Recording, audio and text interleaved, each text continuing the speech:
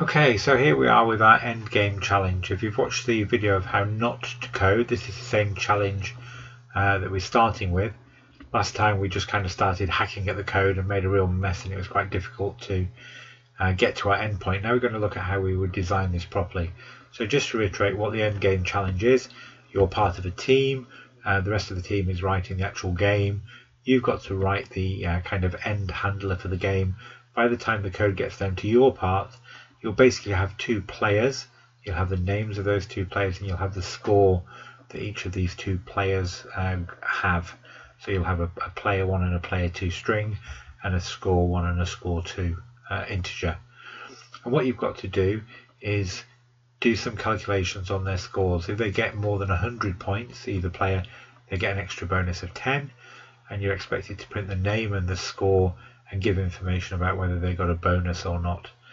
And if they didn't get the bonus, then you need to say, you should try harder or something like that, and tell them how many points short they were. So if they got kind of 85, you'd be saying another 15 points and you would have got a bonus. If they got 120, you go, well done, you got 120, and with a bonus you've got 130 or something like that. It's not specifically tied down here. It's not very tight specification, this, but it gives you the idea. So how would we actually tackle this if we were given this challenge to do? So what we'd do is, the first thing we would do is we would think about all the individual tasks that we need to complete. So I'm not bothered about the order at the moment. I'm just thinking, what have I got to do in my code? Well, I'm going to start really with the name and the score that these people have got. So I've got some data to start with. I know in there I had to print the name and the score at some point, so I need to do that. Obviously we know this value of 100, so we can check whether somebody's eligible to get the bonus. We need to look at their score and see if it's bigger or less than 100, so we've got to do that somehow. If they've got the marks, then we've got to think about adding the bonus score on there, so adding another 10 to their score, so we've got to do that somehow. If they didn't get the bonus, we needed to calculate the shortfall, so that's in there somehow. And we've got to tell them what happened with the bonus. Did they get it or not? And if they did it affect their score or something like that? And obviously if they didn't, what their shortfall was. So we've got all these blocks of code or ideas to think about, and we haven't reached for a computer yet. We've not really cared about how we're going to code this. We've just decomposed the problem. And again, just to reiterate it, this is true in so many areas of life. It's just about taking a problem and breaking it down into smaller sections. So the next stage is now starting to think about the sequence that we would approach these problems in. So what we've done now is we've started to put them into kind of some order and think about the flow, the order that these will be done in. And obviously this is starting to look like a flow chart now. And again, it's not programming specific. It's just a way of tackling anything that we want to do. It's a way to sequence instructions.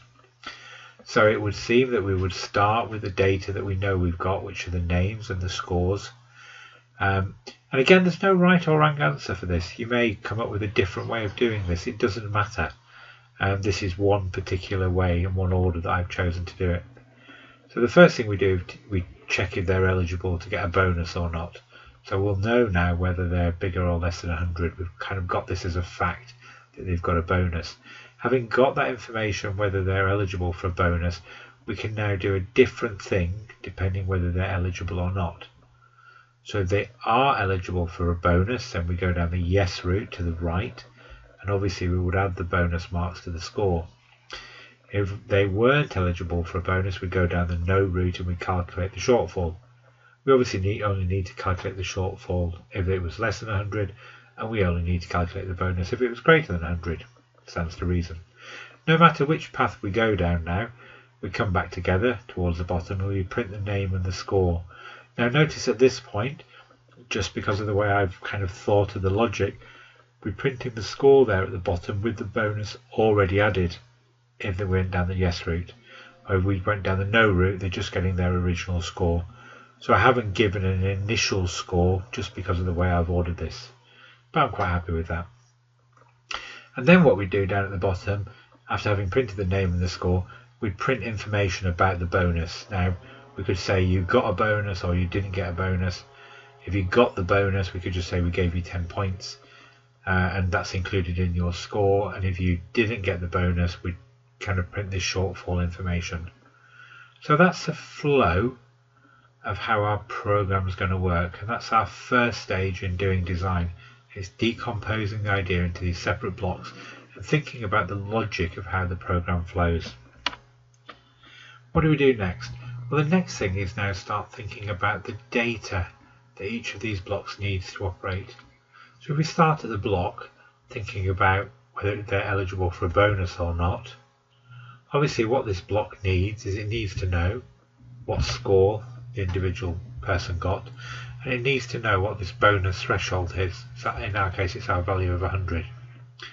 So this block of code, now we can start thinking about coding. This function will need information about the person's score and what the bonus threshold is, because obviously in this function we're just going to be doing a comparison. We're going to say if the score is bigger than the threshold, they're eligible. If the score is less than the threshold, they're not eligible. So this function needs these two bits of data, we call them arguments, these two bits of information, and it as a function will produce information, which is a green arrow going out to the right, telling me if I'm eligible for a bonus or not. So if you think about that eligible for a bonus, it will be either true or it will be false. There can be no other values. So in fact this function is going to produce me a Boolean value which is true or false, and to give it a meaningful name we'll call it eligible for bonus. So we now come down to the if statement. And what does the if statement do? The if statement says if eligible for bonus. So it's obviously using that Boolean variable that's been produced above directly in the if statement, because if needs something which is either true or false following it, and the variable eligible for bonus is true or false.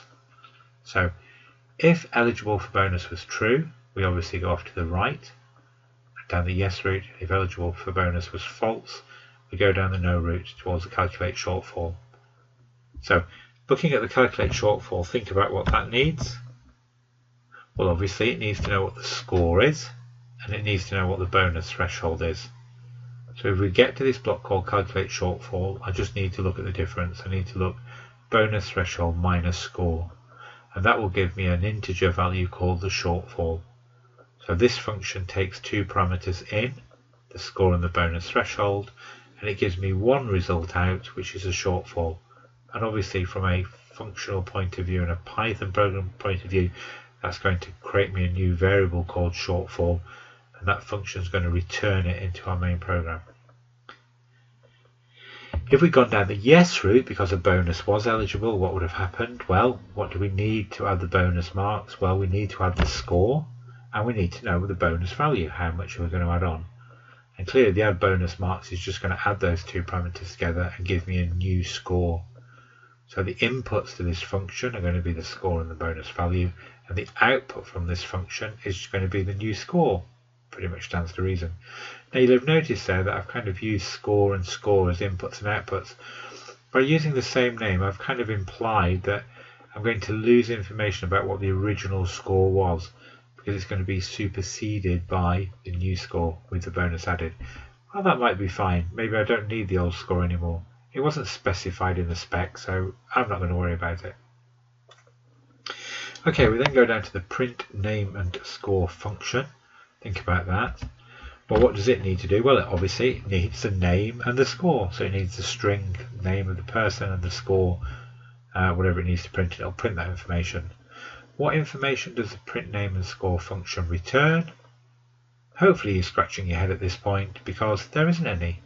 That function just does its job and finishes, just like the print function in Python. You don't get a useful return value from that. So here there are no returns from that particular function. The function will just end and return to the program, but not with a value. And what do we need in the very last function, the print bonus information? Well, in there we obviously need the score, because we might be giving them some information about the score that they got because of the bonus. And we need to know whether they did or didn't get the bonus, because our output's going to vary depending upon whether they were eligible or not. So again, we need that need that eligible for bonus Boolean variable. And if they got it, didn't get the bonus, we need to know what the shortfall was. Well, we've calculated that elsewhere, so that block will need the shortfall. So what we've done now is quite a good design for our program. We've not worried too much about the coding at this stage, but we've thought about the logic of our program and how we lay it out and what our functions are going to be, how our functions are going to hang together. Obviously our main function is going to control this flow, and we've thought about the data that each function needs, which are the arguments we pass in, and we've thought about the outputs from each of these functions, if indeed there are any, which are going to be returned at the end of the function. So that's kind of the start of our code design.